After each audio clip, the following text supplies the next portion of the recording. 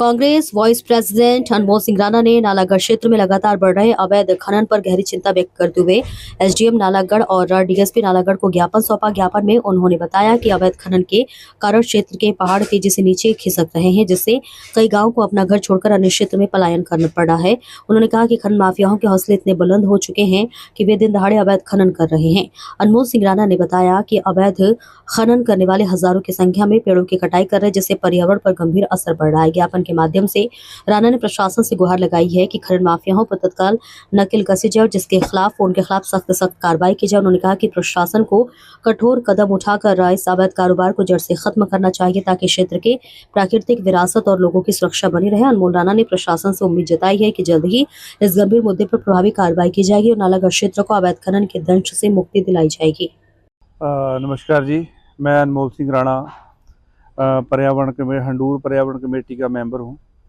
तो जैसा कि आपको नाम से भी पता चल चुका होगा कि पर्यावरण कमेटी जो है हर समय पर्यावरण के बारे में सोचती है और वहाँ पे सबसे आज का जो मेन जो दुखदायी घटनाएं चल रही हैं वो ये है कि माइनिंग चरम सीमा पर पहुँच चुकी है और माइनिंग की वजह से जो लास्ट 2-3 महीने पहले पहाड़ों में जितनी भी लैंडस्लाइडिंग हुई वो सारी माइनिंग की वजह से हुई। तो आज भी माइनिंग वालों ने चरम सीमा पर उसको पहुंचा दिया है। जैसे ही थोड़ा मौसम शांत हुआ उसी के चलते गाड़ियां, टिप्पर, ट्रैक्टर बिना नंबर के पंजाब के पता नहीं कहाँ कहाँ से गाड़ियां आके जो है हमारी नालागढ़ की खड्डों में इन्होंने अंधाधुंध माइनिंग जो शुरू कर दी है।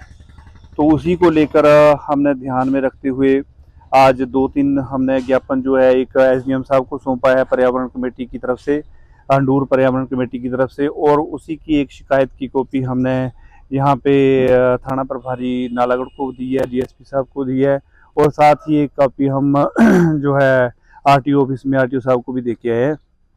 तो हमारी सिर्फ एक ही मांग है कि ये जो अवैध माइनिंग जो चल रही है इसको जितना जल्द से जल्द हो सके कंट्रोल किया जाए, जिससे आने वाले समय में जो दिक्कतें अभी से आना शुरू हो गई है वो मुझे ये शिकायत पत्र मिला है। ये दिस इज़ रिगार्डिंग सम जो इलीगल माइनिंग से रिलेटेड कुछ जो वाहन हैं वो प्रयोग में लाए जा रहे हैं या कुछ इलीगल माइनिंग से रिलेटेड कुछ लोग उसमें गतिविधियों में पाए जा रहे हैं। तो मैं आपको बताना चाहूँगा कि पीछे दिन हमने एक दिन तो मैंने स्वयं रात के टाइम भी एक माइनिंग की रेड की थी। वो अनफॉर्चुनेटली लोग वो क्योंकि पंजाब की सीमा की तरफ थे तो वो वहाँ से रामपुर गुजरा में वहाँ से भाग गए थे रात को। लेकिन उसके बाद हमने उस दिन एक टिप्पर भी और एक जेसीबी मशीन को भी काबू किया था। उसके बाद मैं लगातार माइनिंग ऑफिसर से इसमें टच में हूँ। 2 दिन पहले भी हमने काफ़ी संख्या में इसमें ऐसे वाहन जब्त किए हैं जो इलीगल माइनिंग में काम कर रहे हैं। तो मैं आपसे माध्यम से यही बताना चाहूँगा कि इलीगल माइनिंग नालागढ़ में टॉलरेट नहीं की जाएगी। हम लगातार इसमें एक्शन कर रहे हैं और आगे भी करेंगे और सीरियस एक्शन करेंगे इंक्लूडिंग पुलिस में, और जो एनजीटी में उसमें एक जुर्माना है भारी से भारी वो भी लगाएंगे। तो इस तरह से ये मेरे पास मिला है, इसकी भी हम इन्वेस्टिगेट करके जो भी इसमें एक्शन बनता होगा we will take that. Sir कुछ देखा जाता है कि एक आधे जो टिपर्स होती हैं या जेसीबीज होती हैं जो प्रशासन जो पकड़ता है वो बार बार जब लगातार वो पकड़ी जाती हैं तो क्यों ना उन वाहनों पे जो है सख्त एक्शन ले ताकि वो वाहन